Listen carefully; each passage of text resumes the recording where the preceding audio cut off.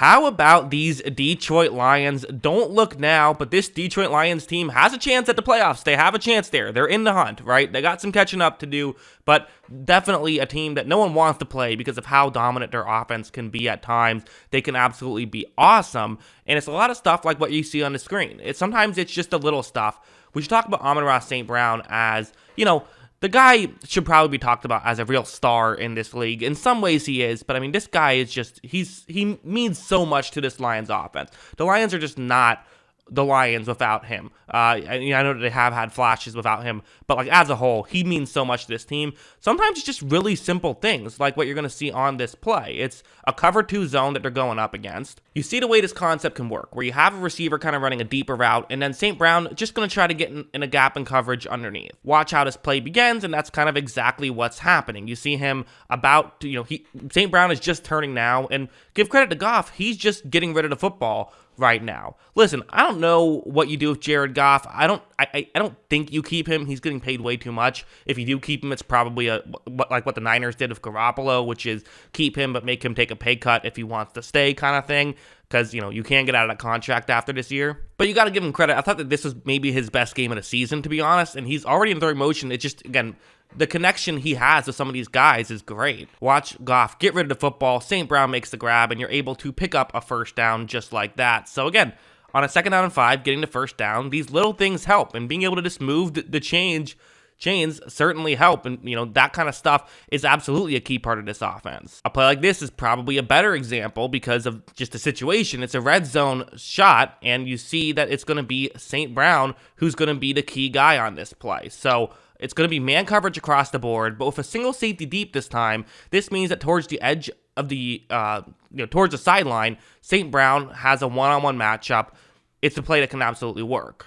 Watch, Goff runs this play action. He is going to fire towards St. Brown. He was always doing that. He was always going to put the ball in St. Brown's direction. That was his plan from the jump. And again, you see why. There's that little bubble of separation, and this is just what St. Brown can do is, he has the kind of the reputation of being a slot receiver, and he's a great slot receiver. Like, there's no shame in that. I think that, there's a lot of value in that kind of stuff, but that's not the only way he can win. Watch as this throw is a good throw. St. Brown, again, great route by him, and you're picking up a touchdown on that play. So again, you have guys who can win one-on-one, and it really isn't just St. Brown. St. Brown's the guy, right? But they have other just good role players at the wide receiver position. Like this play was a great example where it's going to be DJ Chark who's the guy who's able to, he's going to be the key guy here. So it's a one-on-one matchup on the outside. DJ Chark, who had his best game, I think, in years, really. I mean, because he had a disappointing year last year with Jacksonville. And then I thought that has been kind of, hasn't done a ton so far this year, but had a big game, 5 catches, 98 yards. This one was his biggest one. It's a one-on-one matchup with a single safety deep on the outside. So again, you need guys who can win on the outside. Well, watch what happens. Goff takes the snap. You're going to see DJ Chark. He makes a little move, and then we don't see exactly what happens, but once the camera pans back over, we do see that there is a bubble where there's a window to, this throw can be made. But again, this one is not a very easy throw. That last one was kind of easy. That's one you expect the quarterback to make.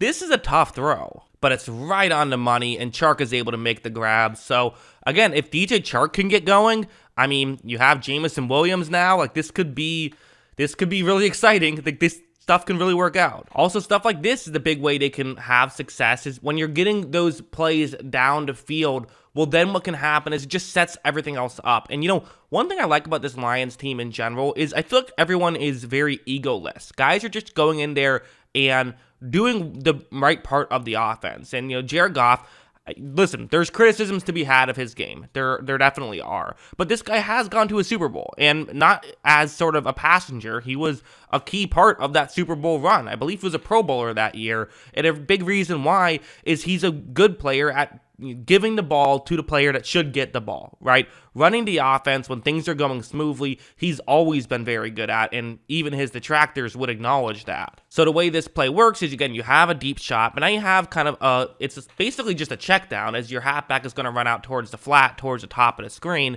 It's essentially the same kind of idea of that first play I showed you where Amon-Ra St. Brown got the ball, but slightly different because this time it's a halfback. So the opposing defense is going to expect this to happen even less because you're expecting stuff to happen more down the field. Like, watch, Jared Goff takes the snap. Jared Goff is going to flip it here. And, I mean, this is a situation where you can't see exactly what's happening right now because, we don't have all 22, unfortunately, at this point. So got to work with what we have. But DeAndre Swift, that's who's about to get the ball. I mean, you see no one else is on the screen right here for Jacksonville, and it's because they're prepared for stuff further deep. And so Jared Goff notices, okay, we're hitting some of these deeper shots. Well, then let's start throwing some checkdowns because they're going to be prepared for those deeper shots. Let's stay one step ahead of them. As you see, Swift is going to make the grab, and I mean, look at him go. I mean, I bet you didn't expect, if you didn't see this game, I bet you weren't expecting it to get that many yards. You're like, okay, Jackson's hyping up a free first down. No, that went for a good chunk of yards on that play, and that's kind of what